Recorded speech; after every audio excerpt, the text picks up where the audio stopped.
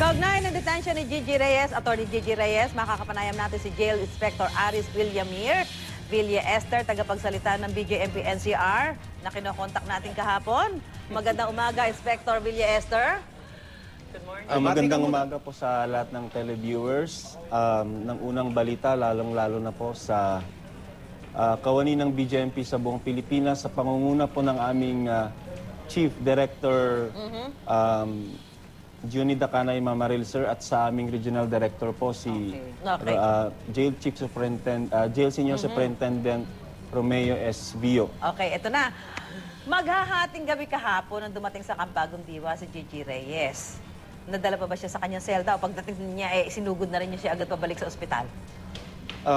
Habang ginagawa po yung reception procedure ng BJMP, kasama na po doon yung pagbibigay sa kanya ng pag-i-inform sa kanya ng mga details ng policies ng BJMP.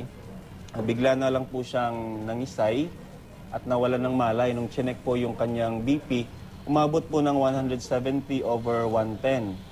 So dahil po doon, nagdesisyon yung aming doktor, Senior Inspector Claveria, na dalhin na po siya sa pinakamalapit na hospital. Ito po yung Taguig Pateros Hospital. Kasi yun lang po yung allowed na kung saan siya pwedeng dalhin. Anong bahagi ng proseso siya, ano ba, nanginig, nangisay? Ando ka ba? Sinabi po sa akin ng warden po ng Taguig City Jail. Anong bahagi ng proseso niya? Mag-shot, Yung pag-inform po sa kanya ng BJMP policy. Pero nakapasok pa siya sa selda. And then, nung lalong-lalo na po yung pag-alis na mismo ng kapamilya doon sa ang mga miyembro ng pamilya niya. Yun, parang nag-collapse po siya, nawala ng malay. Ano ba yung policy ng BJMP na ikinanginig niya? Ano bang sinasabi Yung niya? mga basic lang po na sa dalaw, and then yung maaring ipasok niya lang doon sa detention facility ng Taguig City Jail. May kasama ba siya sa detention facility niya? Ano ba itsura?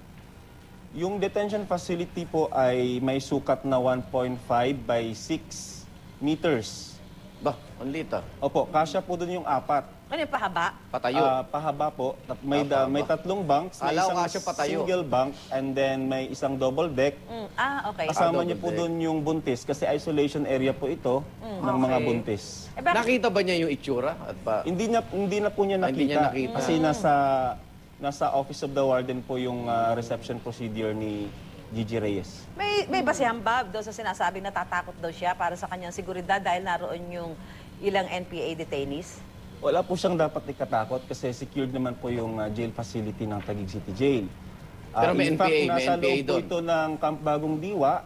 Okay. Marami pong friendly forces na pwedeng mag-augment sa kanya at meron pong naka-augment doon na BJMP Star Team. Ito po yung elite elite forces po ng BJMP na train po sa mga ganung bagay, sa mga emergency cases.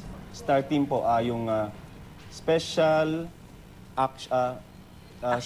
Tactics and Response Team po ng BJMP. Pero may mga pahayag ba siya habang ginagawa yung proseso?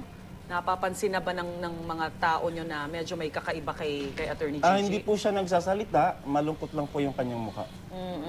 Pero nawala siya malay. Nawalan po siya ng malay noong papalabas na po yung paalis na po yung kapamilya niya sa... miyembro ng pamilya niya. Kamusta ho siya ngayon? Ano bang impormasyon ninyo? Inoobserbahan pa po siya ngayon doon sa Taguig Pateros Doctors Hospital. So hindi niyo siya mahatid sa pagbasa ng sakdal ngayon? Depende po yun sa decision po ng doktor. So, ito lang, sadya bang inilihim niyo muna yon yung pagdadala sa kanya sa ospital? Kasi kahapon, di ba, may mga nakabantay doong media Wala kayo nire-release na information hanggang noong umaga na, mag-aalas 8 na. Oo, nag-live pa si Susan. Sadya bang inano niyo yun? Intention? For security reasons po, kailangan naming gawin yon dahil po sa security din po niya. May utos na ilihim? Na wag muna, i-release? Hindi naman po. Nag-decide na lang din po ako na wag muna. Na wag sagutin para yung telepono. At least makapag-ready kami ng statement sa inyo. Nakatulog daw siya, di ba? Hindi, nagre-ring yung phone mo. Hindi, tulog yan.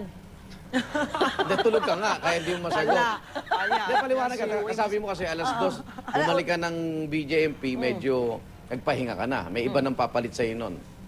Yes po. Sino yung papalit? Hindi kausap ko si Superintendent Carolina Borinaga, di ba? Di ba dapat alam niya dahil kayo yung nag-swap di ba? Hindi na nga nadala sa Po, sayo. alam naman po. Ah, bakit ni hindi Ma'am nga niya Borinaga. sinabi?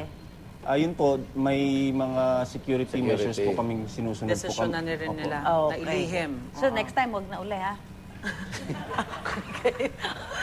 Kasi dapat malaman para madalaw nung kamag-anak, di Oo, ba? hindi. Saka ano ni pwede naman magbigay ka ng general information. Ini-inform po namin sila. Sila pong unang nakakaalam yung kamag-anak kapag ka may ganyang emergency cases po. Okay. Okay. Salamat. Okay, Maraming salamat, Jail Inspector Aris Williamir, Villa Esther, tagapagsalita ng BJMP NCR. Okay na kayo.